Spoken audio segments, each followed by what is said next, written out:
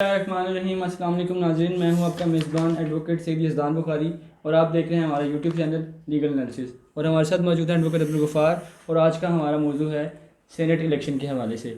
जी तो सर, सबसे पहले हमें बताएं जो आजकल मामला हाईलाइट हुआ है, जो सीक्रेट बैलेट और ओपन बैलेट है सेनेट के इलेक्शन के हवाले से, ये क्या मामला है? देखिए हमने ये बेसिकली दो टॉपिक हैं। एक तो जो इलेक्टोरल कॉलेज बनता है सेनेट के इलेक्शंस के लिए, जो प्रोसीजर ऑफ इलेक्शन है, उसके ऊपर हम किसी और दिन बात करेंगे। आज हम सिंपल बात करेंगे कि ये जो सीक्रेट बैलेट और ओपन बैलेट का मामला है ये क्या है। बेसिकली हमारे आज तक जो इलेक्शंस होते आए हैं, आइन जब से 1973 का आइन आया है, तो सीक्रेट बैलेट के ज़रिए ही वोटिंग होती आई। फिर हमारे मुल्क में क्या हुआ कि ब्लैक मेलिंग है और हमारा निज़ाम करप्शन जो है वो उसकी जड़ों में बैठ चुकी है। तो क्या होता था कि सेनेट के इलेक्शन में, स्पेशली सेनेट के इलेक्शंस में, क्योंकि यहाँ पर सेनेट के इलेक्शंस में आपको जो वोटर्स हैं वो या आपके नेशनल असम्बली के मेंबर्स हैं या आपके वो सूबाई असम्बलियों के मेंबर्स हैं। अब इसमें जनरल डायरेक्ट इलेक्शंस तो नहीं है कि अवाम ने जो है उसमें वोटिंग करनी है। ये वोट दे सकते हैं जो मेंबर ऑफ जो है वो मुख्तलिफ असम्बलियों के जो मेंबर्स हैं उन्होंने वोट करना है। अब वहाँ क्या शुरू हो गया था, वहाँ पर ये जो एक ट्रेडिंग शुरू हो गई थी। आसिफ जरदारी जैसे लोग, नवाज शरीफ जैसे लोग, आपने छांगा मांगा सुना होगा। छांगा मांगा में इनकी जो है ये बड़ी गैदरिंग किया करते थे और वहाँ पर ये ख़रीदते थे। अब यही मामला जो है वो सेनेट इलेक्शंस में होता था। और आपको याद होगा पिछले सेनेट इलेक्शन में आसिफ जरदारी ने बड़ा ही काम दिखाया था और आसिफ जरदारी ने जो है वो बलूचिस्तान के भी कुछ लोगों को ख़रीदा था, फिर KPK के कुछ लोगों को ख़रीदा था। उसके बाद फिर इमरान खान ने कार्रवाई भी की थी और उन लोगों को जो MPs थे KPK से जो बिक गए थे उनके ख़िलाफ़ कार्रवाई भी हुई थी। अब हुकूमत पाकिस्तान और जो पाकिस्तान तहरीक इंसाफ की हुकूमत है और इमरान खान है, वो चाहते हैं कि ये जो सेल है ये ख़त्म हो जाए।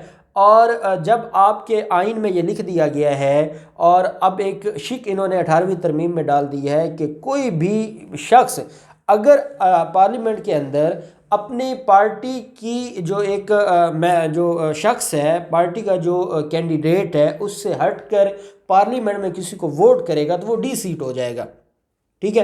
अब इन्होंने 18वीं तरमीम में ये लॉ तो ले आए हैं। इमरान खान का ये कहना है कि जब आप ये कानून ले आए हैं तो फिर पता भी तो चले ना कि जो छुप के देता है किसी को वोट और पता भी नहीं चलता, तो उसके खिलाफ उसको कैसे आप डिसीड करेंगे, कैसे आप उसके खिलाफ कार्रवाई करेंगे। जब आपने एक आर्टिकल दे दिया है तो उसके बाद उस आर्टिकल को क्लियर भी करें। अब ये मामला था।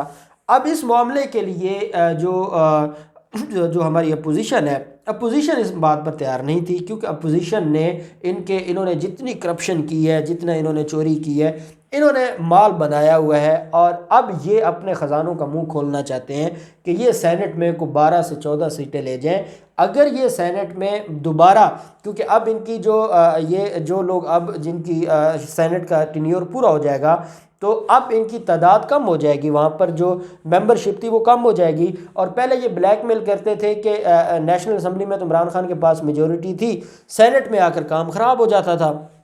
अब ये चाहते हैं कि जो एक पावर है जो उसको हमने तकसीम किया हुआ है कि नेशनल असम्बली तक पावरफुल जो है वो गवर्नमेंट है और सेनेट में जो पावरफुल है मेंबर्स के हिसाब से वो है आपकी जो अपोजिशन है। तो इस मकसद के लिए अब इमरान खान ये चाहते थे कि चीज़ें क्लियर हों, ना हम PMLN का कोई शख्स ख़रीदें, ना हम पाकिस्तान पीपल्स पार्टी का कोई शख्स ख़रीदें, ना वो हमारा कोई ख़रीदे। और कम अज़ कम जब आपने 260 जो आर्टिकल 63 और 62 है 62-63 आप लेकर आए हैं, उसके बाद आप चीज़ों को चेक तो करें कि कौन है जो सादिक और अमीन है और कौन है जो सादिक और अमीन नहीं है। और अभी से करोड़ों रुपए रेट लगना शुरू हो गए हैं एक एक MPA का और एक एक मेंबर ऑफ असम्बली का। तो ये बेसिकली मामला था और इसकी बुनियाद पर जो है ये जो आजकल आपको डिटेल्स नज़र आती हैं, जो आपको इसके हवाले से जो डिस्कशन नज़र आती है, वो ये मामला है। जी सर, ये तो हो गया ना सीक्रेट बैलेट और ओपन बैलेट की हद तक। जो आज हमारा सुप्रीम कोर्ट का फैसला है, जो सुप्रीम कोर्ट में समाअत थी सेनेट इलेक्शन के हवाले से, उसकी तफसीलात से भी आगाह फरमाएं। अच्छा, आज क्योंकि हमारा जो लार्जर बेंच है सुप्रीम कोर्ट का, चीफ जस्टिस गुलजार साहब की सरबराही में वो समाअत कर रहा था, वहाँ दो चीज़ें थीं। आर्टिकल 226 कॉन्स्टिट्यूशन ऑफ पाकिस्तान का और जो इलेक्शन एक्ट है 2017, वहाँ एक चीज़ जो है वो उसको क्लियर करना था। अब ये कॉन्स्टिट्यूशन ऑफ पाकिस्तान मेरे सामने पड़ा है। आर्टिकल 226 ये कहता है कि प्राइम मिनिस्टर और चीफ मिनिस्टर के अलावा जितने इलेक्शंस होंगे ये सीक्रेट बैलेट के थ्रू होंगे। ठीक है, अब ये एक चीज़ हमारे सामने आ गई। उसके बाद एक इलेक्शन एक्ट आ जाता है 2017 का, और इलेक्शन एक्ट में जो प्रोसीजर ऑफ वोटिंग है उसको डिस्क्राइब किया जाता है, अलग अलग उसको लिखा जाता है।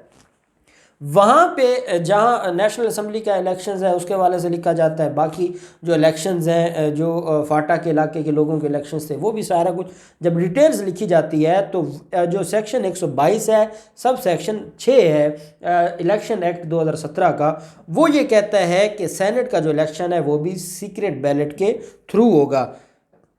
अब जो हुकूमत पाकिस्तान है, अटारनी जनरल ऑफ पाकिस्तान है, वो कहते हैं कि इसका मतलब है कि हमारी जो मुकन्ना थी, जो हमारी लेजिस्लेशन थी, वो इस आर्टिकल से मुतमईन नहीं थी, और इसका मतलब है सेनेट का इलेक्शन जो है वो ये आर्टिकल उसको डील नहीं कर रहा था, या ये उसके ऊपर जो है वो मुकम्मल नहीं आ रहा था। यही वजह है कि इलेक्शन एक्ट में अलग से सेक्शन स्पेसिफिकली देना पड़ गया कि सेनेट का इलेक्शन जो है वो सीक्रेट बैलेट के थ्रू होगा। तो जब ये कन्फ्यूजन आई तो प्रेसिडेंशियल एक सदारती रेफरेंस फाइल किया गया जो आर्टिकल 186 है कॉन्स्टिट्यूशन ऑफ पाकिस्तान का, जो आपको जो सुप्रीम कोर्ट को एडवाइजरी जुरिस्डिक्शन का है कि वो एडवाइज़ कर सकता है किसी भी मामले पर।